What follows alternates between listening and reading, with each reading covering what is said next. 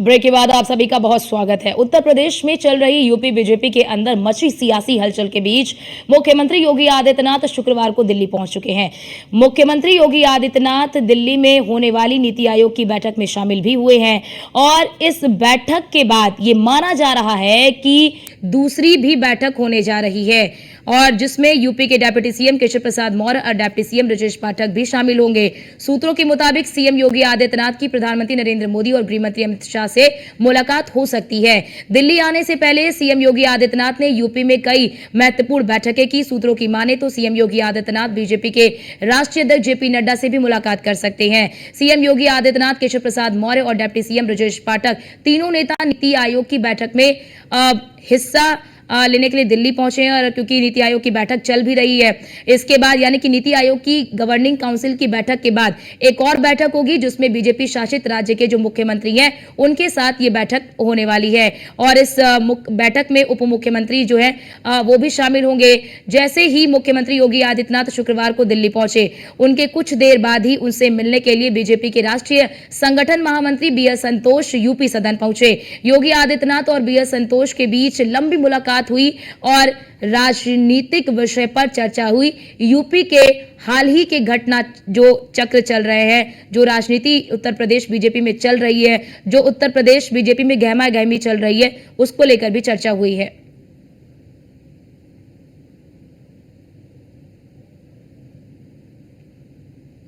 तो राजनीतिक हालात पर भी चर्चा हुई है। ये बड़ी खबर आपको बता दें क्योंकि देखिए उत्तर प्रदेश बीजेपी में सब कुछ ठीक नहीं चल रहा है। उत्तर प्रदेश में बड़ी बात यह कि डिप्टी सीएम ब्रजेश पाठक हो या फिर केशव प्रसाद मौर्य हो और उनकी जो है वो जब से क्योंकि जैसे ही चुनाव खत्म हुए उसके बाद से क्योंकि उत्तर प्रदेश में बीजेपी को आशाजनक परिणाम नहीं मिले, उसके बाद से जो समीक्षा बैठक की जा रही है, उस समीक्षा बैठक में दोनों ही डिप्टी सीएम जो हैं वो शामिल नहीं हो रहे हैं और बीते दिने भी यानी कि दिल्ली आने से पहले मुख्यमंत्री योगी आदित्यनाथ ने प्रयागराज मंडल के जो सांसद है, जो विधायक, उनके साथ बैठक की। उस बैठक में केशव प्रसाद मौर्य शामिल नहीं हुए। उसके बाद लखनऊ मंडल के जो विधायक और सांसद है उनके साथ मुख्यमंत्री योगी आदित्यनाथ ने बैठक की, तो उस बैठक में डिप्टी सीएम ब्रजेश पाठक शामिल नहीं हुए। बड़ी बात यहां पर यह भी महत्वपूर्ण हो जाती है इस खटपट को और दर्शाने के लिए कि उत्तर प्रदेश की 10 विधानसभा सीटों पर उपचुनाव होने वाले हैं और उस उपचुनाव में जीत हासिल करने के लिए, उस उपचुनाव में फतेह हासिल करने के लिए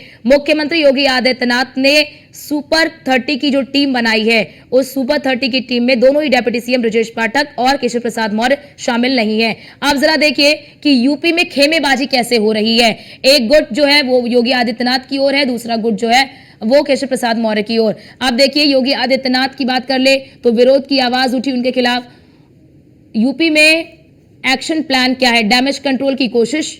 बड़ी बात यह है विधायकों की सुनवाई, क्योंकि देखिए लगातार डैमेज कंट्रोल की कोशिश की जा रही है। आपने देखा भी होगा कि लगातार सीएम योगी आदित्यनाथ बैठकें कर रहे हैं, विधायकों के साथ, सांसदों के साथ बैठकें कर रहे हैं। नाराज सहयोगियों से बातचीत भी की जा रही है, यानी कि जो सहयोगी नाराज है उनसे बातचीत भी की जा रही है। अफसरों पर एक्शन भी जारी हो गया है क्योंकि हार की एक बड़ी वजह भी बताई जा रही थी कि अफसरशाही जो है वो बिल्कुल ज्यादा चरम पर पहुंच चुकी है, अफसर किसी की सुनते नहीं है। अब देखिए जरा बीजेपी दरार पर क्या चीज है और यूपी झगड़े का दिल्ली में क्या एंड होगा? बड़ा सवाल यहां पर कि क्या जो उत्तर प्रदेश बीजेपी में खेमेबाजी चल रही है, जो अंतरकलह चल रही है, क्या उसका दिल्ली में द एंड होगा? क्या वो खेमेबाजी, क्या वो अंतरकलह दिल्ली में खत्म की जाएगी? ये अपने आप में बड़ा सवाल है। और क्योंकि देखिए बयानबाजी कैसे हुई, योगी आदित्यनाथ ने साफ तौर पर कहा, उस दिन जब कार्य समिति की बैठक हुई थी उस बैठक में मुख्यमंत्री योगी आदित्यनाथ ने साफ तौर पर यह कहा कि अति आत्मविश्वास की वजह से जो है कि आशाजनक परिणाम नहीं आ पाए हैं। आप देखिए जिस तरह के परिणाम आए और परिणाम के इस तरह के परिणाम क्यों आए, जब इन कारणों का पता चला तो उसके बाद उन कारणों को दुरुस्त करने पर लगातार काम भी किया जा रहा है। मुख्यमंत्री योगी आदित्यनाथ की ओर से लगातार इसके लिए एक बड़ा एक्शन प्लान तैयार किया गया है जिस पर काम भी किया जा रहा है। अब जरा देखिए कि बीजेपी दरार पर वार कैसे। बीजेपी में दो फाड़ पर विपक्ष ने निशाना भी साधा है, लगातार अखिलेश यादव निशाना साध रहे हैं। 8 जून लोकसभा चुनाव के बाद समीक्षा बैठक ब्रजेश पाठक, केशव प्रसाद मौर्य नदारद, यानी कि 8 जून को जब समीक्षा बैठक बुलाई गई थी उस बैठक से दोनों ही डिप्टी सीएम नाराज नजर आए। विधायकों से योगी आदित्यनाथ मुलाकात कर रहे हैं। केशव प्रसाद मौर्य ने कहा कि 7 कालीदास का जो मार्ग है जहां वो दरवाजा हमेशा कार्यकर्ताओं के लिए खुला है और मुख्यमंत्री योगी आदित्यनाथ ने कहा कि अति आत्मविश्वास की वजह से हारे हैं। जिसके बाद आप आपने देखा होगा कि उत्तर प्रदेश में आशाजनक परिणाम ना आने की वजह से लगातार उत्तर प्रदेश बीजेपी के तमाम जो नेता हैं वो कहीं ना कहीं सवाल खड़े करते हुए नजर आ रहे हैं। अफसरशाही को लेकर तमाम तरह के सवाल खड़े किए गए कि अफसर किसी की सुनते नहीं, ना कार्यकर्ताओं की सुनते, ना विधायकों की सुनते, ना सांसदों की सुनते हैं। विधायकों और सांसदों में बनती नहीं है, यानी कि बनी नहीं उस दौरान, चुनाव के दौरान, तो वो भी एक बड़ा कारण रहा। कार्यकर्ता बिल्कुल कह लीजिए कि सुस्त हो गए, कार्यकर्ता उस हिसाब से उत्साहित नहीं हुए जिस हिसाब से उन्हें उत्साहित होना चाहिए। तो ऐसे में इस तरह के तमाम बड़े कारण निकलकर सामने आए। अब बड़ा सवाल ये कि दिल्ली आने से क्या जो यूपी का झगड़ा है उसका दी एंड होगा, क्या वो समाप्त होगा, क्या जो अंतरकलह चल रही है उस अंतरकलह को यहां पर समाप्त किया जाएगा? क्योंकि आपने देख रहे होंगे कि लगातार उत्तर प्रदेश बीजेपी में खेमेबाजी हो रही है, लगातार गुटबाजी हो रही है और अब वो गुटबाजी खुलकर सामने आने लगी है। सबसे पहले केशव प्रसाद मौर्य का बयान सामने आया कि सरकार से बड़ा संगठन है और उसके बाद आपने देखा कि लगातार कई फैसलों को लेकर, चाहे वो डिजिटल हाजिरी का फैसला हो या फिर बुलडोजर का फैसला हो या फिर अन्य कोई फैसले हो, उन फैसलों को लेकर बीजेपी के जो सहयोगी हैं वो भी निशाना साधते हुए नजर आए, वो भी सवाल उठाते हुए नजर आए। तो अब ऐसे में सीएम योगी आदित्यनाथ जो है वो जो कारण सामने आए हैं उन कारणों को दुरुस्त करने का प्रयास कर रहे हैं। अब ये हम आपको दिखा रहे हैं कि यूपी झगड़े का दिल्ली में दी एंड, ये बड़ा सवाल, क्या यूपी झगड़े का दिल्ली में दी एंड होगा क्या, या फिर ये ऐसे ही खेमेबाजी चलती रहेगी? क्योंकि देखिए ये बैठक हो रही है, गवर्निंग काउंसिल की ये बैठक हो रही है और इस बैठक के बाद एक और महत्वपूर्ण बैठक होगी। उस बैठक में बीजेपी शासित राज्यों के मुख्यमंत्री और उप मुख्यमंत्री शामिल होंगे और इस बैठक में शामिल होने के लिए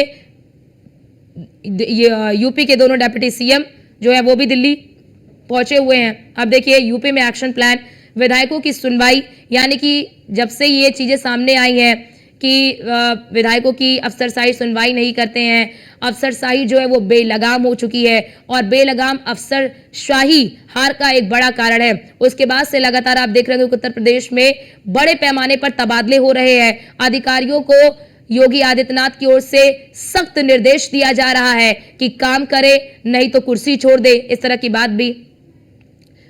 और हमारे साथ हमारे संवाददाता एसके वाजपेयी फोन लाइन पर जुड़ चुके हैं। एसके, क्या लगता है कि इस दिल्ली दौरे के बाद क्या सब कुछ ऑल इज वेल हो जाएगा? बिल्कुल, अगर हम देखें तो भारतीय जनता पार्टी में कहीं ना कहीं अंदर खाने बहुत कुछ चल रहा है, जिसकी वजह है चाहे वो डिप्टी सीएम केशव प्रसाद मौर्य हो, डिप्टी सीएम ब्रजेश पाठक हो, लगातार इनको लेकर सवाल उठ रहे हैं। सवाल इसलिए है कि लगातार मुख्यमंत्री की बैठकों में ये दोनों डिप्टी सीएम शामिल नहीं हो रहे हैं। वजह क्या है ये तो नहीं पता, लेकिन विपक्ष लगातार इन चीजों को लेकर हमलावर जरूर है। आपने देखा होगा सपा अध्यक्ष अखिलेश यादव की तरफ से लगातार इस तरीके के ट्वीट किए जा रहे हैं। उन ट्वीट के जरिए भारतीय जनता पार्टी की सरकार और संगठन पर निशाना साधा जा रहा है। हालांकि अखिलेश यादव ये बताने की कोशिश कर रहे हैं कि भारतीय जनता पार्टी में सब कुछ ऑल इन वेल नहीं है। हालांकि भारतीय जनता पार्टी की तरफ से लगातार इस तरीके के बयान आ रहे हैं कि पार्टी और संगठन, सरकार के बीच में कोई दिक्कत नहीं है, सब कुछ ठीक चल रहा है। जो भारतीय जनता पार्टी के सहयोगी हैं उनमें भी कोई दिक्कत नहीं है। हालांकि मुख्यमंत्री योगी आदित्यनाथ और साथ ही साथ उत्तर प्रदेश के deputy CM Keshav Prasad Maurya, deputy CM Brajesh Pathak का यह दिल्ली दौरा काफी अहम है। अहम तो इसलिए है, हालांकि यह बैठक नीतिगत बैठक है जो कि नीति आयोग की गवर्निंग काउंसिल की बैठक है, जिसमें शामिल होने के लिए उत्तर प्रदेश के मुख्यमंत्री साथ ही दोनों उप मुख्यमंत्री पहुंचे हुए हैं। हालांकि पूरे देश भर के जो भारतीय जनता पार्टी शासित प्रदेश हैं उनके उप मुख्यमंत्री और मुख्यमंत्री इस बैठक में शामिल हो रहे हैं। लेकिन कल देर शाम तक बीएल संतोष जो कि बीजेपी के राष्ट्रीय संगठन महामंत्री हैं, उनके साथ मुख्यमंत्री योगी आदित्यनाथ की करीब 1 घंटे तक बैठक चली और आज संभवतः इस बैठक के बाद प्रधानमंत्री, गृह मंत्री, रक्षा मंत्री और बीजेपी अध्यक्ष जेपी नड्डा से मिलने का कार्यक्रम मुख्यमंत्री योगी आदित्यनाथ का, और संभवतः आज रात भी मुख्यमंत्री योगी आदित्यनाथ दिल्ली में ही रुकेंगे। तो ऐसे में जब पहले लगातार उत्तर प्रदेश के डिप्टी सीएम केशव प्रसाद मौर्य दिल्ली के कई बार दौरे कर चुके हों, ब्रजेश पाठक दौरे कर चुके हों और अब मुख्यमंत्री भी वहीं हो और ये दोनों नेता भी वहीं हो, तो कहीं न कहीं कोशिश जरूर होगी केंद्रीय नेतृत्व की उत्तर प्रदेश में जो लगातार इस तरीके की खबरें हैं उन पर विराम लगाया जाए, एक मैसेज दिया जाए कि उत्तर प्रदेश में सब कुछ ठीक है, कहीं कोई अंदर खाने चीज नहीं चल रही है। हालांकि भारतीय जनता पार्टी का संगठन और सरकार मिलकर काम कर रही रही है, ये मैसेज देने की कोशिश केंद्रीय नेतृत्व की जरूर होगी। अब देखना यह है कि क्या कुछ इस दौरे के बाद होता है। जब ये तीनों नेता लौटकर उत्तर प्रदेश आते हैं तो किस तरीके की तस्वीर उत्तर प्रदेश में दिखाई देती है। हालांकि अगर हम पिछली 4 कैबिनेट बैठकों पर नजर डालें, उत्तर प्रदेश के प्रभारी मंत्रियों की बैठक हुई थी जिसमें 30 से ज्यादा मंत्री शामिल हुए थे, उस बैठक को देखें तो इन किसी भी बैठक में ये डिप्टी सीएम नहीं दिखाई दिए हैं। हालांकि अब केंद्र की कोशिश यही होगी कि इन सारे सवालों पर विराम लगाया जाए, एक मैसेज जरूर केंद्र के जरिए दिया जाए कि उत्तर प्रदेश में भारतीय जनता पार्टी की सरकार और संगठन एक साथ है, एक साथ मिलकर काम कर रहे हैं। जिस तरीके के सवाल विपक्ष उठा रहा है वो पूरी तरीके से निराधार है।